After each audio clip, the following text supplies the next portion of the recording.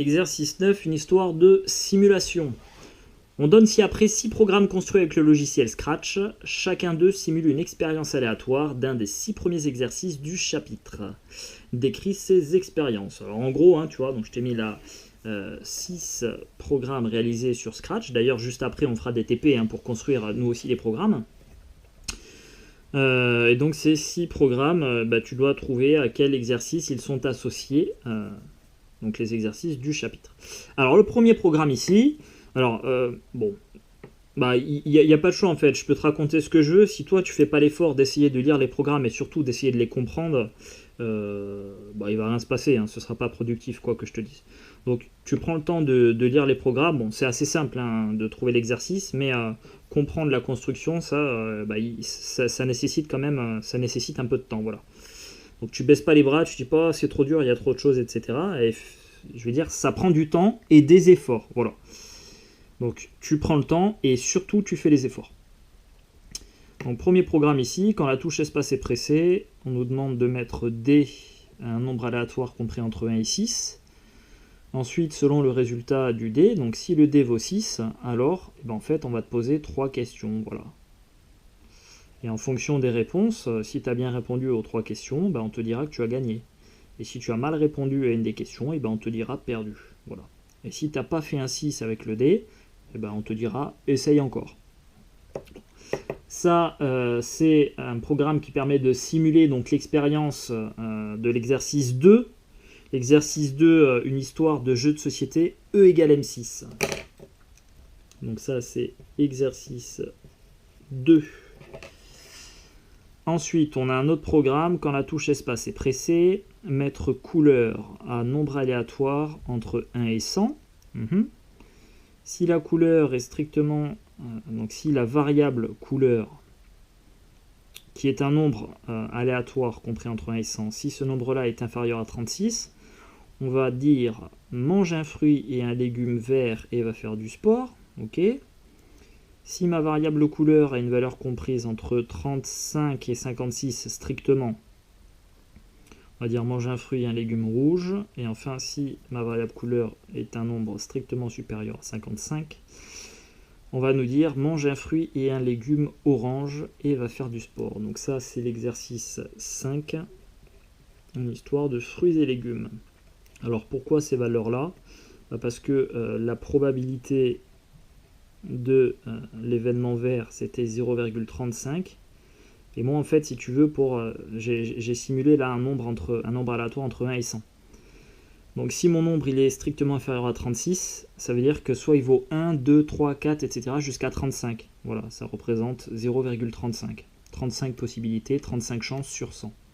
Après, s'il est compris strictement du coup entre 35 et 56, ça veut dire qu'il est entre 36, en fait il fait soit 36, 37, etc. jusqu'à 55. Et ça correspond à P de R qui valait 0,20. Voilà. Tu as 20 nombres compris strictement, 20 nombres entiers compris strictement entre 35 et 56. Et enfin, pourquoi strictement supérieur à 55 ?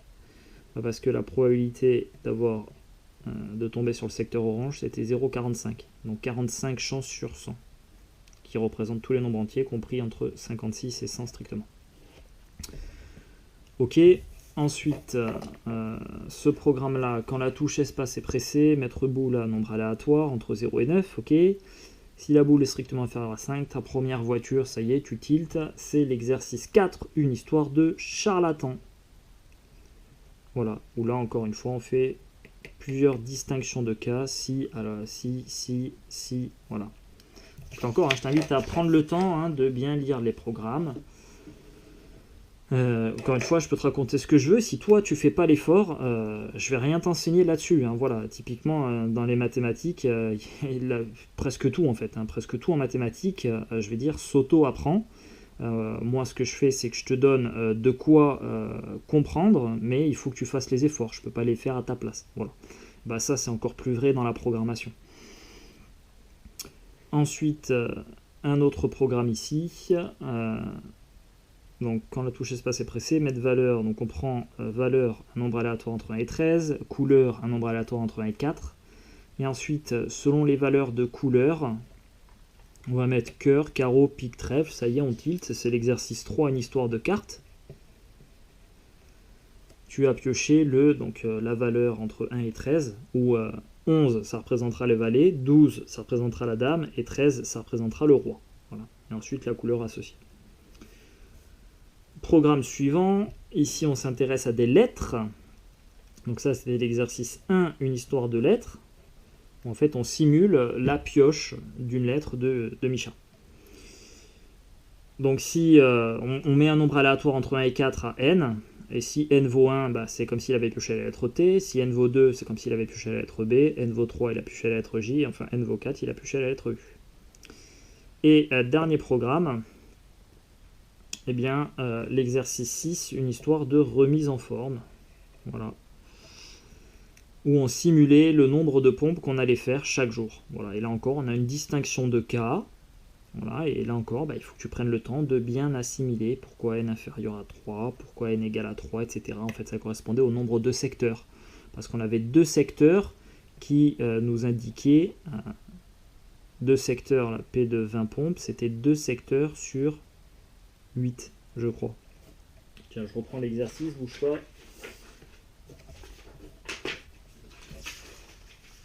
Voilà, c'était deux secteurs sur les 8 qui nous donnaient 20 pompes.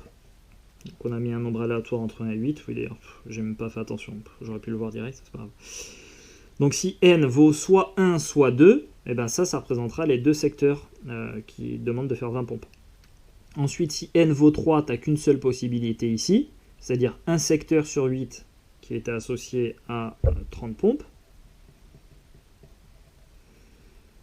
Ensuite, pour 40, on avait 4 secteurs sur les 8. Donc soit ton nombre n vaut 4, soit 5, soit 6, soit 7. 4 possibilités. Et enfin, la dernière, si ça vaut 8, eh ben, c'est la probabilité de faire 50 pompes, une chance sur 8. Voilà.